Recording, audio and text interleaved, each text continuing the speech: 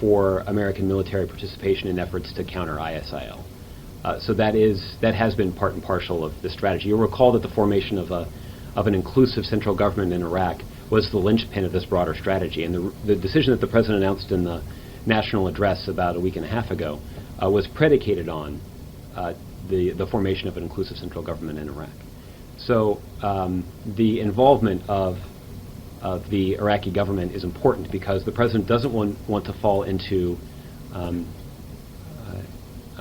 pattern of making a mistake that was made in the previous conflict, which is that the United States was put in the position of essentially trying to deploy significant resources and significant personnel to try to address the security situation across the nation of Iraq.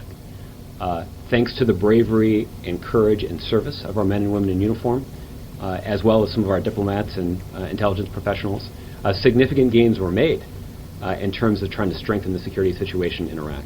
But what we saw is that those changes and those improvements did not endure because the Iraqi central government was not invested in them. Rather, we saw the Iraqi central government sort of lapse back into governing in a sectarian way that quickly exposed the divisions in that country that allowed ISIL to make dramatic gains. Okay, I get it. The difference is that this time the Iraqis said, please come help us.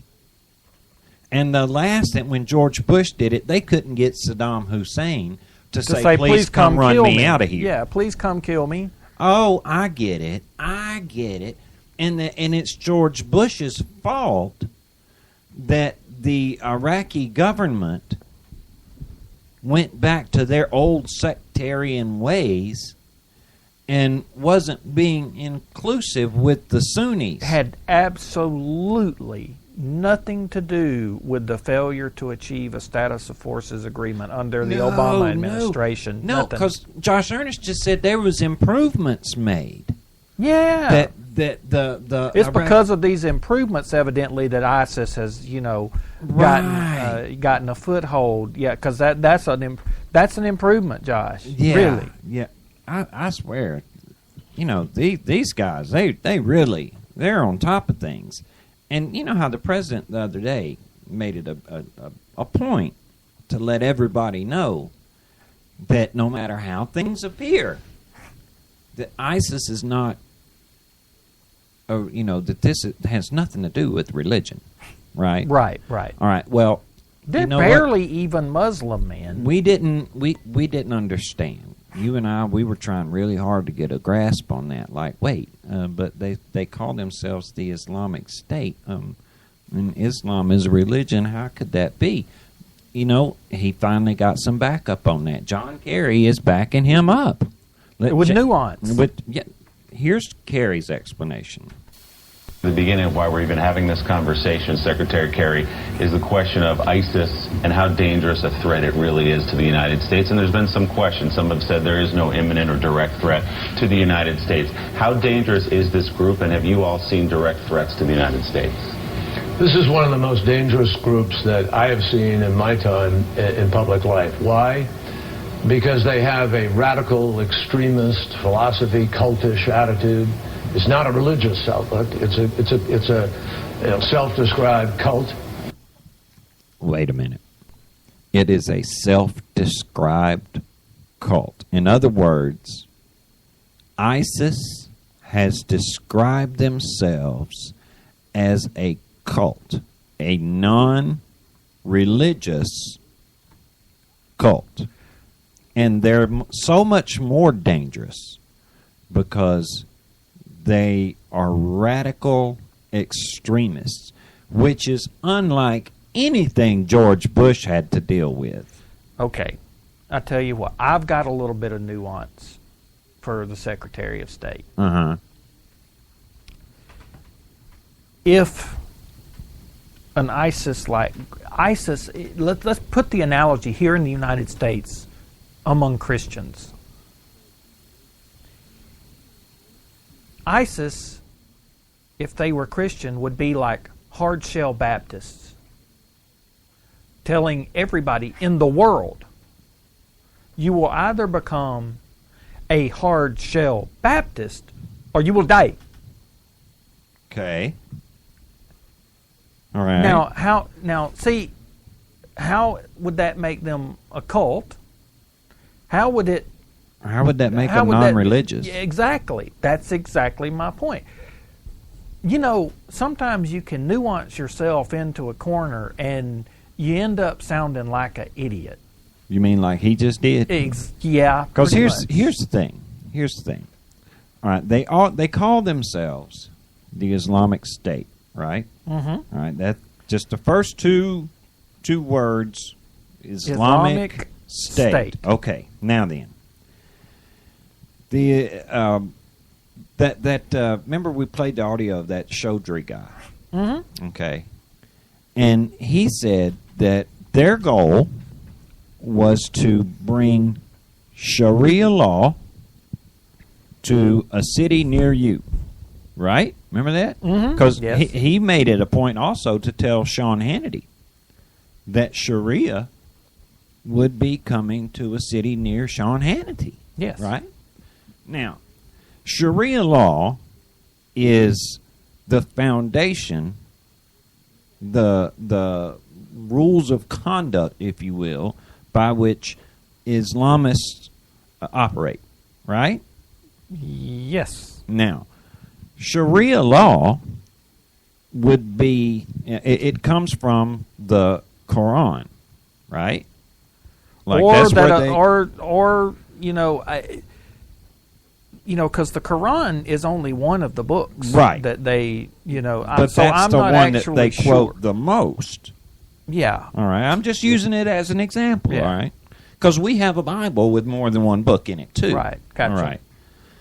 Now, they use the ISIS, the Islamic State, operates with Sharia law that they get from the Quran, which would be the same thing as, like, say, the Jews getting their law from the book of Leviticus. It's almost as if they're talking about a form of religious law. Yeah. It's almost exactly like that. No matter how you slice it, Mr. Secretary and Madam President,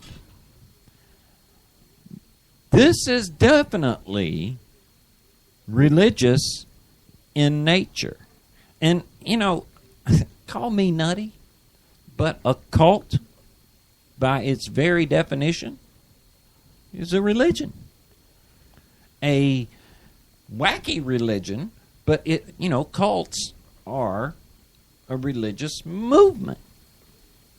I don't understand why they insist on trying to paint ISIS as non-religious in nature. I mean, the president said no religion would condone the wholesale slaughter of people. You know that our country is in sad shape when our Secretary of State starts sounding like an old Cheech and Chong skit. You remember when Cheech used to do that old skit about it? He was in a motorcycle gang, but it's not a gang, man. It's a club. Exactly. Exactly. And that's exactly what this administration is starting to sound like. ISIS isn't religious. No. They couldn't be. No religion. It's like these people are living in a permanent state of denial.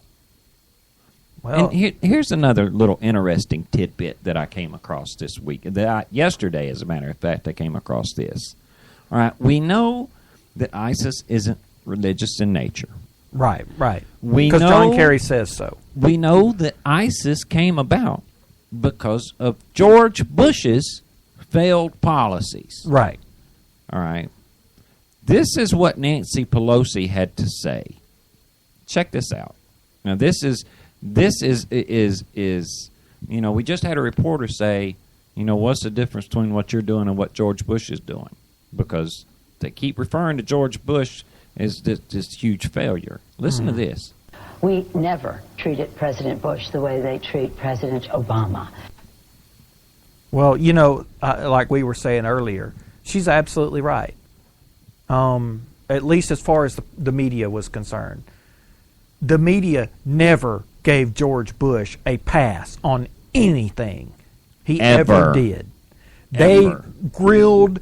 I mean, Don Rumsfeld was out there trying to explain himself every day, and but Barack Obama, and John Kerry can say the most asinine, stupid things, and the media goes, "Oh, well, okay then." Yeah, and like over on MSNBC, none of those guys have questioned any of these. That statement with John Kerry there, by the way, that was from MSNBC. They gave him a total pass when it came to him saying this is not, they're not religious in nature. They're a self-described cult that is not religious. They're just extremists. And the thing is, the thing that makes all this just leave you with your mouth hanging open, John Kerry acts as if he's the smart one in the room. Mm-hmm. And anyone who questions any of their statements, it's only because they're dumb. They're just completely uneducated. They're not, the average American is not intelligent enough to understand the nuance of foreign policy. We're not intelligent enough to see that, that we're better off as a result of Barack Obama's foreign policy. Yeah. I'll admit, and I can't figure out for the life of me how we're better off than we were under Bush. And I thought things were pretty darn bad under George Bush, just for the record, folks. I was watching something just scroll across the bottom a while ago. Of Fox? On Fox, yeah. Where they were saying that this Khorasan group was at the level where the threat wasn't just imminent, that they were in the execution phase of an attack. Okay? Now, they keep saying this over and over again, and they're trying to make the American people say thank you, for attacking these people. They were about to attack us. So thank you so much for striking these people from the air, these non-religious, self-described cults that are extremist and radical, but not religious. Thank you so much. We are in a lot of trouble here, folks. I mean, look, don't get me wrong. I'm glad that we're doing these airstrikes. All right, don't mistake any of the things Casey and I are saying. That we're not, glad that the president is pulling off these airstrikes, and that somehow or another he's gotten some of these Arab nations to at least, pretend to be giving us support. Yeah, but there's this. I've got this feeling down deep in the pit of my gut that in little windowless rooms in the Pentagon and in rooms throughout the intelligence organizations of Washington and scattered around the world, there's a whole bunch of folks who've been working really hard for a few years who are sitting around going, why did it take this long? We've been screaming at you that this threat was coming. Mm-hmm.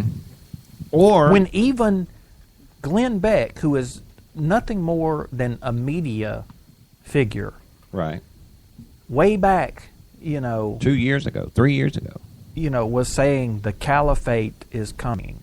Mm-hmm.